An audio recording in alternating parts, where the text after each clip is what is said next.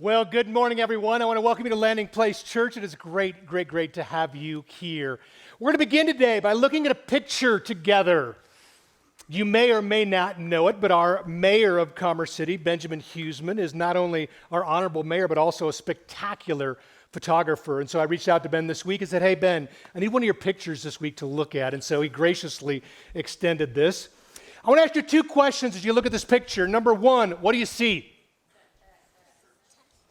Number two, how does it make you feel? What do you see? How does it make you feel? What do you see? Some of you see a sunrise. Some of you see a sunset. Some of you see some really dark clouds that look a little bit ominous. Some of you may see a church. Some of you see an outhouse, particularly those who had too much coffee this morning. Some of you may see a field, some of you may see flowers. It's pretty amazing to me that with hundreds and hundreds of people, we can all look at the exact same picture, and we see different things. Second question, what does it mean?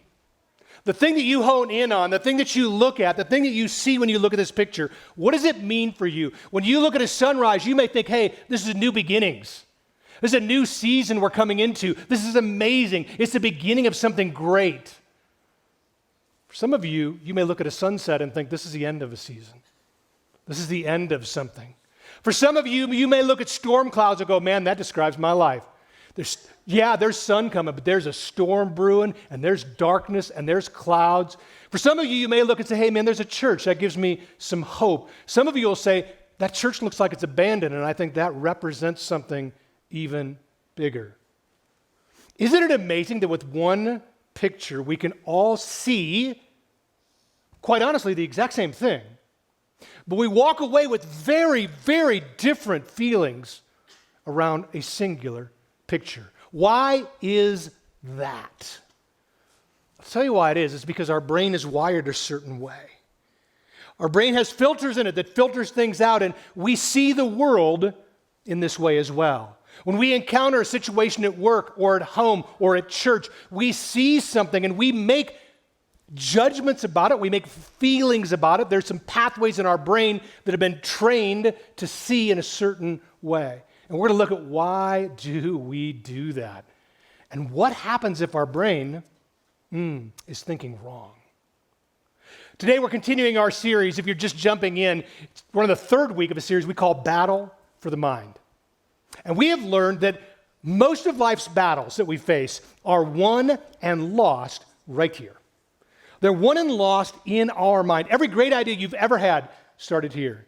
Every terrible decision you have ever made also started right here. And we've been getting inside the head of a guy named Paul. Paul had some messed up thinking early on. He was a God follower. He was a God pursuer. In fact, he would say he was passionate about his relationship with God.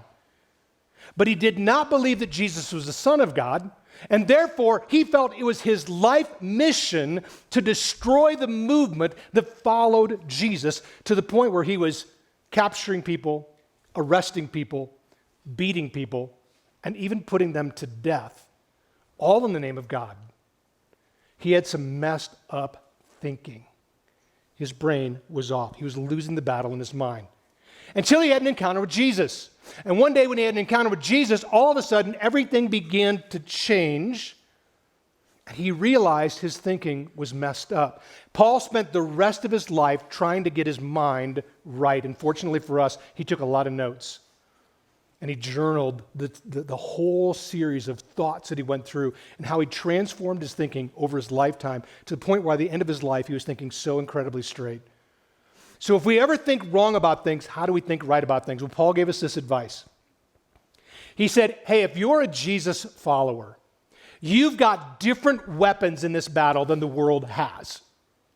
You have divine power. The Greek word is dunamis. It's a word where we get our word dynamite from. He says we have explosive power in this battle to blow up and demolish strongholds.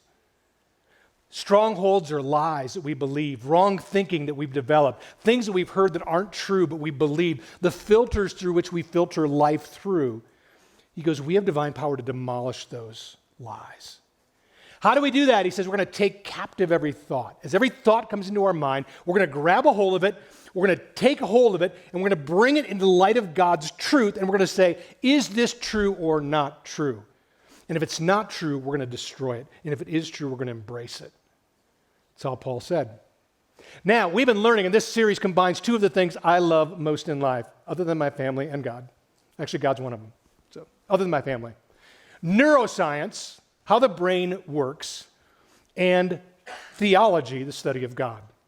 And we learned that you may think that science and God are mutually exclusive, but in week 1, we talked at great length to know that science is catching up to God's truth. Once you understand the relationship between science and God, there's zero conflict at all. God created us. He created our mind. He created our brain. Science is always attempting to understand and to explain God's creation. The study of the mind is trying to figure out, how did God create our brain to work, and how do we put words around this that we understand today in science?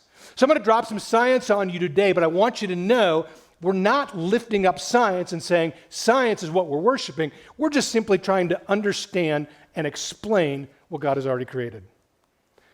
What happens when we have filters that are messed up in our brain, where we see things wrongly? Well, science would call this, we're going to put a couple big words on this, cognitive biases. Cognitive biases, really big words to mean really mental filters. What are cognitive biases? And we all have these things. They are mistakes in reasoning that are based on personal experiences or preferences. We have the tendency to take a great deal of information in and grab a hold of one negative thing and dismiss a whole bunch of positive things. Let me give you an example.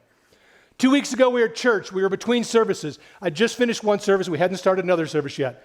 Probably 25 people on the way out said, hey, man, it's a great message. I love the message. It means a lot. It was meaningful to me. I can put this in practice. This is super helpful. 25 positive. I had one guy walk in who had not been to service yet. And he goes, man, I think I have a word from God for you. And I'm like, cool. Share it with me. He goes, it's a scene of a baseball game. Okay? The bases are loaded, it's the bottom of the ninth, and you're one run down, and you're up to bat. I'm with you so far, man. Count is 3-2, and you give it your all, and you strike out. Like, wow. You haven't heard me talk yet. Which only reinforces my personal biases of like, always thinking that I'm not good enough, and I'm not clear enough, and I could do this better, I could do that better. And this guy's got his way to just push. I can obsess on that the rest of my life. I had to capture that thought and bring it to obedience to the truth of saying, you know what? Thank you so much for sharing, and then be able to reject that. Cognitive bias says, I let that comment haunt me for the rest of my career.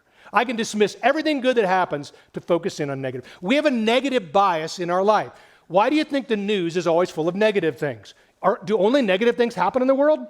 No, but news people have realized we love to absorb negative stuff. Why does mudslinging work in campaigns? Almost everybody agrees mudslinging is probably not a good thing to do. It's probably not the right way to do it. And yet, every single election cycle will come back to doing the exact same thing. Why? Because we have negative biases. We have cognitive biases. We have mental filters we run things through, and we tend to gravitate toward negative stuff. We just do. This is why if you were raised in a really abusive home by an abusive father, you have a mental filter, so what you look through the world, and you may believe that all men are abusive, all men are mean, and all men are out to get you. That would be based on your personal experience and sample size, it's 100% for you. But we know the truth is that not all men are abusive and not all men are mean. We know that's not true, but we can go through life with a filter, and that filter determines how we feel about things. Thank God for social media here, right? Because they've taught us about filters, have they not? How many of y'all filtered anything in your life? Come on. Where's my liars at, right? Yeah. You don't like the way you look quite so well, so what do? You don't like the feeling, and so you slap on a filter, and all of a sudden, I like how I look a little better, right? So a few years ago, my good friend Tino got married to my good friend Bree, actually. And man, here is a picture of the wedding day. We're walking in. He's seeing his bride. He's super excited. This is just a great day, right? This creates a feeling. But if you change the filter, all of a sudden the feeling changes, right? Now you got Miami Vice meets Ukraine, and somehow, yeah, you change the filter. The picture didn't change. Like, we're still the exact same people, but you change the frame, you change the filter. This is why two people can be at work. And a supervisor needs to have a chat with both of them today on their performance, and the chat's going to be difficult. It's going to be a crucial conversation. Supervisor sits down with the first person and says, hey, we really need to work on this and this and this, and it's not working that well, but hey, you can get better and you can do this. And the first person, you can see their face getting red, you can see them getting angry, and all of a sudden they just get really, really defensive, and pretty soon they get up out of that interview and they just walk out the door and slam the door, probably to never come back. That supervisor has the exact same conversation with another employee, same day. Same tone, same conversation, same message. And that employee says, you know what? I'm so sorry. I had no idea that I was even doing that. I'm going to work the best I can to correct that. I value my job here. I like it here. I want to get better, and I appreciate the feedback. The message is exactly the same, but it's interpreted through two very different filters. Two people can walk into church, and one person can sit in this auditorium, and they can walk out and say, man, there's nothing but a bunch of hypocrites in there. Then nobody was friendly to me. I didn't like anything about this. And another person can sit there and go, you know what? That changed my life. That led me to Jesus, and man, that changed my entire life. They see the exact same thing, but it's interpreted through two very, very different filters. All of us have filters. Some of us realize it, some of us don't. You have filters which you filter. All of the world's information comes through your filters. Some of those filters are incredibly accurate, and some of them are really, really not. How do we get a hold of these filters? How do we figure out what our biases are? How do we get them corrected? That's what we're going to talk about today. Sounds great about science, but is there ever a biblical example of filtering? I'm going to give you one just so you don't think this is all some sort of made-up psychobabble. The nation of Israel came out of 430 years of slavery out of Egypt. God had raised up Moses as a leader. And he said, Moses, I want to take you up to a land that I promised your ancestor Abraham. And they got to the edge of the land, and God says, I want you to send in 12 scouts to scout out this new land. Moses picked one guy from every tribe. All 12 guys went into the land. They all saw the exact same thing. And they all came back with the exact same report. The land is awesome. The land is beautiful. The land is lush and green. The land grows amazing food. There are people who live there who are big, and there are walled cities. Same report from everybody. Now's where the filtering comes in. 10 of those scouts said, there is no possible way we could ever defeat the people living there. No way at all. They're huge. They're giants. We look like grasshoppers next to them. They even think we look like grasshoppers. Wow, that's a lot of reading into a situation. There's absolutely no way we can take this land. No, don't do it. We'll get slaughtered. 2 guys have a completely different filter. And I'm sure that they're saying, do you remember what God did back in Egypt? Like, we're only not that far out. He gave 10 plagues to get us out of Egypt. We crossed the Red Sea, for heaven's sake. Anything is possible for God. We should absolutely, positively take this land. And Moses made one of the biggest leadership mistakes in the entire history of the Bible. He went with the majority. And the majority were wrong. And because of that, the Israelites spent 40 years wandering in the wilderness until every single adult over age 20 died. Not a single adult who left Egypt actually got to enter the promised land except for 2 guys. And those 2 guys are the ones who had the right mental filter. It was Joshua and it was Caleb. You see, the majority is not always right. So, how do we do this? When our filter's out of whack, how do we fix it?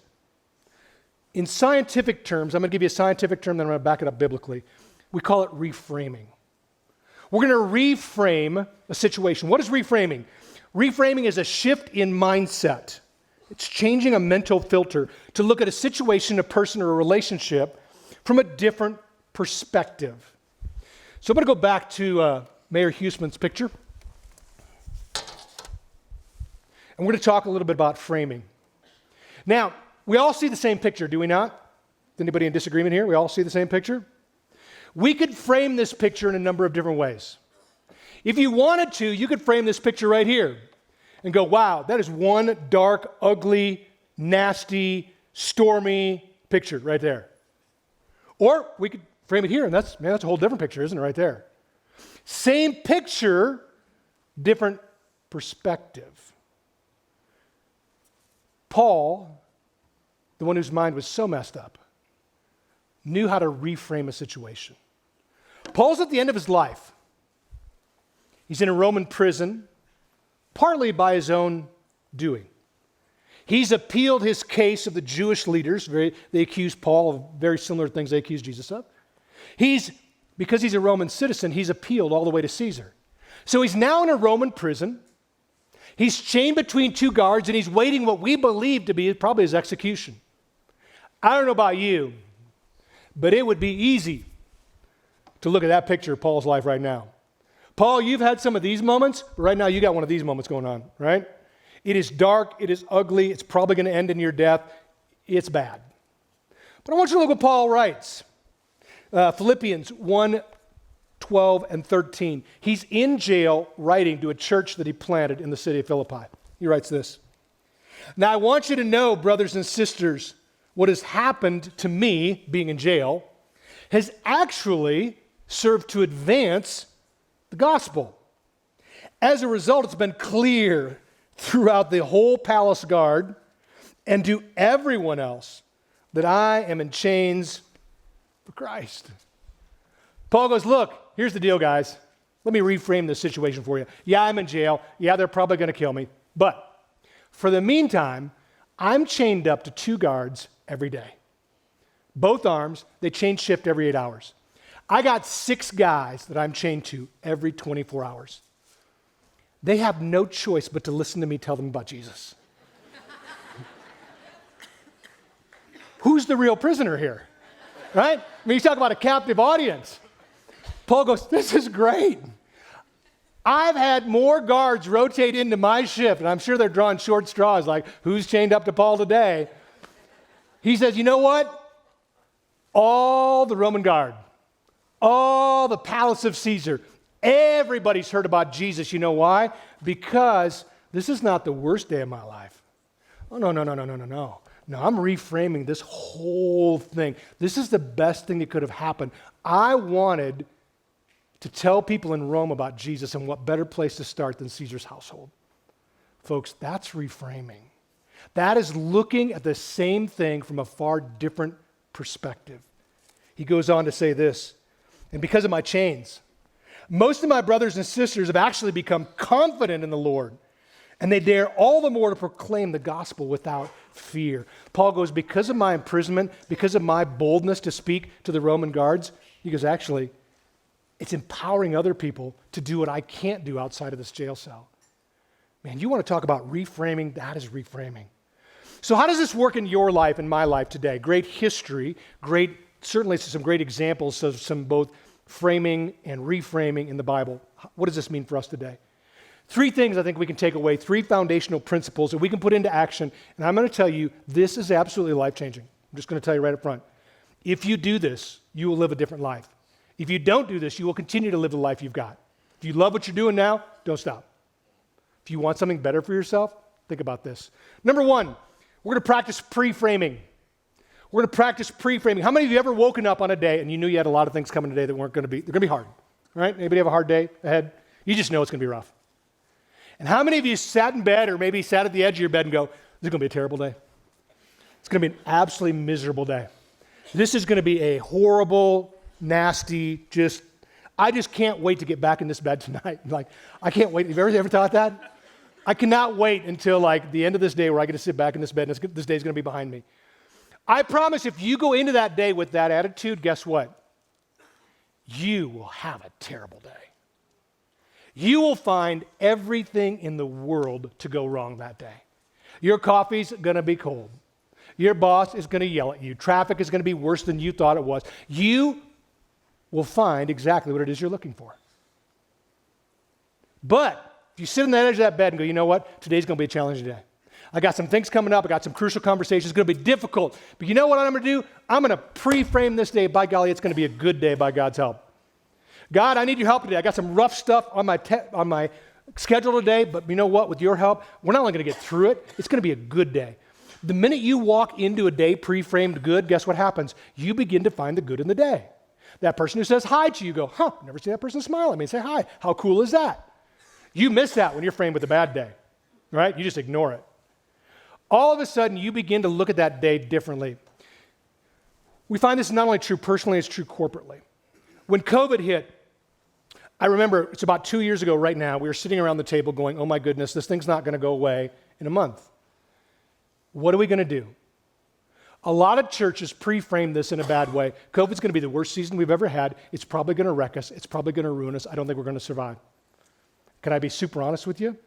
Most of the churches that pre-frame COVID that way don't exist anymore. We sat around and we said, you know what? What if COVID was the best thing to ever happen to the church? What if we began to think differently? What if we began to get more creative? What if we began to see this as an opportunity? What if we did some things we've never, ever done before? Some of the greatest things we've ever done in ministry were born out of COVID. I mean, we did some crazy things. We did drive-thrus with donuts. We did outdoor services. We filmed messages in the mountains and on the water and with drones. And I mean, we just did some things we'd never, ever done before. We delivered almost 800 hand-delivered Christmas bags in 2020 to everybody who was a part of Landing Place Church. We would have never, ever even thought about doing those things without COVID. It worked because we decided to pre-frame it and go, you know what? This isn't an ideal situation. It's got a lot of this. Let's just be honest. Well, what if we just moved this down here just a little bit and said, what if there's something here that nobody else is seeing? Number two, we're going to reframe a failure. Nobody gets to control what happened to them. Some of you have had horrific things happen to you. You've been abused. You've been raised in ways that weren't representative of God and weren't representative of the truth. Nobody gets to control what happened to them, but we get to control what happens and how we respond. You may have had one of these situations, but can you reframe that into a different situation? For some of us, we have expectations in life. You know, we want to get married and we find that person that we want to spend the rest of our life with and we fall in love and we get married and things are just going along great until they're not. And all of a sudden, it's really not. And all of a sudden, we may end up separated or divorced and we never saw ourselves being in that situation. And it looks really dark and it looks really bleak and it looks really black. And honestly, we could define the rest of our life as this. What would happen if we took that really painful thing and said, you know what, God, maybe you're trying to teach me something in this. Maybe there's some growth that needs to happen in me. Maybe there are some things that I've thought through that are just not right, that need to be right-sized. Maybe this is a growth opportunity for me. We reframe it. One of the things I had to reframe early in my career, I'd gone to optometry school, and the only thing I had going for me when I was young was I was a good student. I was not a good athlete particularly. I was not artistic. I was not particularly good looking. I was a one-trick pony. I could study. I could regurgitate information like nobody's business. I could learn stuff. That was my secret superpower. So after in school, your second, third, and fourth years, which is really your 6th, 7th, and 8th years of college, there's a national board after each one of those. And took all those national boards and passed them. And then there's one more hurdle for you to actually get a license and practice, and that's every state at that point in time had their own state board. State boards were notoriously tricky. They would try to trip you up and they would try to do things. And so, but you know what? I was a good student, man. I was toward the top of my class and I'm thinking, I've got 3 national boards behind me. I got this. I'm exuberant, overconfident 25-year-old. I've already got a job lined up. I go into my state board and they asked me to do a procedure that like we never do in real life with equipment I've never seen before. And I lose all my confidence super quickly. I mean, super quickly. I'm like, I have really no idea what to do. Like I totally, absolutely choke. I did great on the rest of the exam, and I'm thinking, ooh, I left that day going, I don't know if that's gonna be enough to pass or not. So I remember going along, and it took months to get your results back. I was living in Chicago, and my dad called one day, and he said, hey, son, there's a board here from the State Board of, a letter from the State Board of Examiners. Do you want me to open it up? I'm like, yeah, but I'm gonna warn you. Like, I wasn't as confident as I could be on this. And I heard him open the letter, and there's just silence. Just like, silence. And my dad goes, son, you didn't pass. Now what? So I had to go to my guys that I'd signed up with to join their practice and go, hey, I didn't pass. I don't know what to do. They said, you know what? Don't sweat it. They're going to offer it again in a few months. You're going to take it. You're going to pass. You'll be just fine. You can work under our license. Don't sweat it. I want to tell you, for that day for me, it reinforced every insecurity that I've ever had in my entire life. It was like running a race and falling down right before the finish line and missing it. And over time, I did pass. And God reframed that. But I really think he had some things for me to learn in there. I learned that day that you can either humble yourself or you can be humbled. I've done both, and I will tell you, it is far better to humble yourself than to be humbled. And that day I learned a lot of humility that has always stuck with me. God had to reframe that situation for me and say, I've got something for you to learn in here. I don't know what your failure is. Maybe it's something that's been done to you. Maybe it's been done something by you. But I will tell you, you do not have to go through the rest of your life with this picture. Through Jesus' help, there is hope. Jesus' help, there is a better tomorrow. He can reframe anything. Finally, number 3, we're going to look for God's goodness. You will find in life what you're looking for in life. If you want to find the worst in everybody, you will easily be able to find the worst in everybody.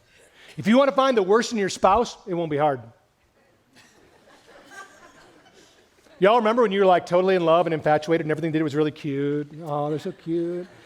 And then after a while, because that was a filter, right? And then all of a sudden that filter sort of wore off and it wasn't cute at all. In fact, it was kind of annoying. It's a choice every single one of us makes, those of us who are married. A choice every single one of us makes. We can look through 2 lenses. A vulture will always look for dead stuff. A hummingbird will always look for sweet stuff. And guess what? Vulture will always find dead stuff. You'll never see a vulture around a flower, and you'll never see a hummingbird peck at a dead carcass. Both birds find exactly what they're looking for, and the truth is, we do too. You will find in life what you're looking for in life. If you're looking for the best, you'll find the best. If you're looking for the worst, you'll have no trouble finding the worst. Sometimes we have to grab a hold of our mental filters and say, hey, where are my thoughts taking me? What are my mental filters? And does something need to be changed? Jesus gives us divine power to demolish strongholds, to break down lies, to get our thinking right, to win the battle in our mind. Romans 12:2, one of my favorite verses of our church is this. Don't copy the behaviors and the customs of this world. In other words, don't do what everybody else is doing. But instead, let God transform you by, say it with me, changing the way you think. Change the way we think. You want to win the battle in your mind? You've got to change the way you think. It may take some reframing. It may take looking at a different perspective. Jesus was the ultimate reframer. Jesus came to earth for really one reason. This picture right here. This picture right here represents our sin. It represents every mistake we've made, and it's dark, and it's ugly, and it's a storm cloud. And Jesus said, this is a problem. It's a problem for all of us. I'm going to reframe sin for you. I'm going to reframe it because I'm going to pay for yours. You've racked up a debt that you can't pay any other way than dying and being separated from God forever. But what if someone came along who's never sinned and they took that sin on and conquered it and reframed the way we see sin? He did that by dying on a cross. He did that by paying a debt that he didn't know. He did that because he loves us so much. And the night before he died, he gave us something to remember this by. He said, hey, this is a big deal. For those of you who choose to follow me, I'm reframing your entire life from one that's dark, sinful, filled with guilt, filled with shame. I'm going to conquer that sin. I'm going to give you a fresh start, a sunrise, a new beginning. And at the sunset of your life, when this life comes to an end, you're going to spend eternity with me forever. This came at a really high price, and I encourage you to take out these little cups that you're handed on the way in. On the night that he was betrayed, on the night before he died, Jesus gathered with his closest followers, and they celebrated a meal together. And at the end of the meal, he gave them what we now call communion, or the Lord's Supper. And he said, this reframing of your life to go from death to life, to go from the dark to the light, came at a tremendous cost to me. It didn't cost you anything. He said, for me, my body will have to be broken, and for me, my blood will need to be shed. I will need to die on your behalf. And he said, I want you to remember that. I want you to remember the sacrifice. I want you to remember the cost of reframing your entire life.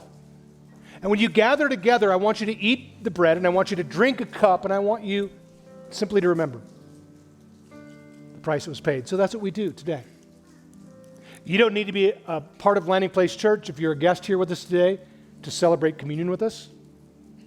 All you need to be is a follower of Jesus. If you're not a follower of Jesus, you have that option to make that decision today and to join us, to reframe your life from dark to light.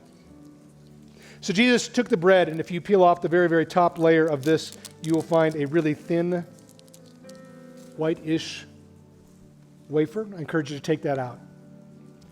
Jesus broke some bread, and he gave it to his disciples, and he said, I want you to take and I want you to eat this bread. And when you eat this bread, I want you to remember that my body was broken for you. Let's take and eat the bread together.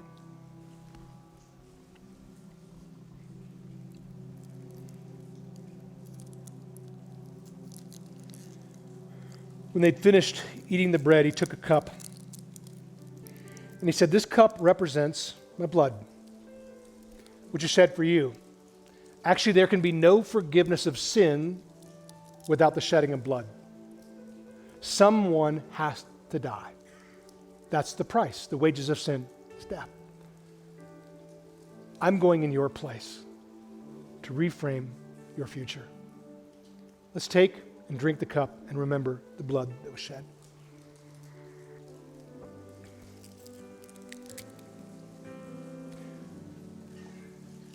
God, we just come before you today, and we're just so thankful for the sacrifice that you made on our behalf, that our entire lives could be reframed, no matter what has happened to us or done by us. God, you can redeem, you can make right, you can bring something good out of the absolute worst circumstances. God, I pray for every single one of us today who need to reframe some things in our life, who need to adjust our mental filter to see what you have for us. If you've never come into a relationship with God today, he's giving you an invitation. It's an invitation that doesn't require you to do anything. You don't have to clean your life up. You don't have to do a bunch of religious rituals. You simply need to come before him with a repentant heart and say, God, I've messed up. I want your forgiveness. I want a fresh start. I want a clean slate. I want you to reframe my life from the dark to the light. I want to come into your family today. I want to be your child. I want you to take away the two biggest fears I have in my life, and that's all the things I've done wrong and what's going to happen to me when I die. When you say yes to Jesus, your sins are forgiven and your eternal destiny is set forever. You can have that today simply by saying yes to God. Maybe you've thought wrong about God. Today, He wants to reframe to let you know how much He loves you, exactly as you are. We thank you, Lord. We ask this in Jesus' name. Amen.